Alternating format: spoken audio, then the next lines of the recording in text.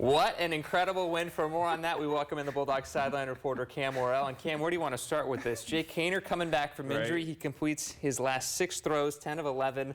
But of course, kind of like hitting Yahtzee 5 times in a row, as Paul Leffler told me. Incredible comeback. Yeah, I mean, you'll never see anything like this again. I mean, so improbable. You have to score, get a 2-point conversion, get an onside kick. Very next play, you score a touchdown, and then the very next play after that, you get an interception. The odds were so far against this Fresno State team to come back and win this football game, but they just stayed with it. They just kept making plays, and Nico Remigio iced it down the stretch. It was as crazy of an ending as we'll ever see as long as Fresno State plays football. 37,000 fans in attendance, but a lot more will say they're at the game. Right? Well, and we were talking about this earlier. It can sound cliche. You know, we're in this. We can, still keep things together. You've been there as a player. You've also been there now as a sideline reporter. So what's going on the sideline? What are those conversations? Yeah, it's like, hey, let's just keep doing what we know we should do. Let's try and execute. Let's take advantage of any opportunity that we have. But I don't care what anybody says on this football team.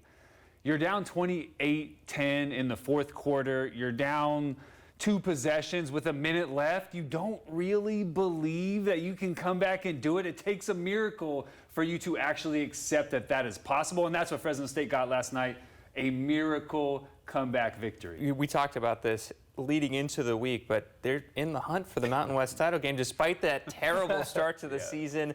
4-4 on the season. If we could pull up the graphics, they are now 3-1, leading the conference. Cam, does a win like this give them the belief that they can pull it off, but also how do they get it done and avoid the upset to Hawaii next week? Yeah, I mean, Jake came back. I give him a lot of credit. He came back against a ferocious defense and a really good defensive front. They have to go to Nevada. They have to go to UNLV, but those are subpar football teams. This San Diego State team, with the new quarterback that they inserted that is a legitimate quarterback, and that defense were the biggest test. So they're in the driver's seat. They own all the tiebreakers. They're a game up.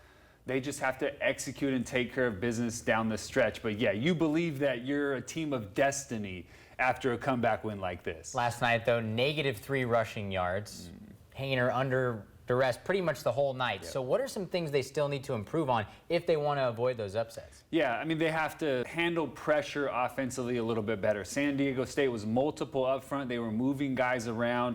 This offensive line didn't do a good job of really protecting Jake Kaner and getting any push in the run game. So that's number one. You have to improve. But from a total program perspective, this team just has to be more focused every single week. San Jose State a couple weeks ago, they were more focused than any game they had been all season long, and they shut down a really explosive offense and controlled the defense. 14-10 win against a really good football team. The first half last night, that defense weren't focused at all. They have to play focused football. They have to execute at a high level every time they're on the football field. They're not good enough. They don't have Derek Carr at quarterback. They can't come out and drop 50 on anybody anytime they want.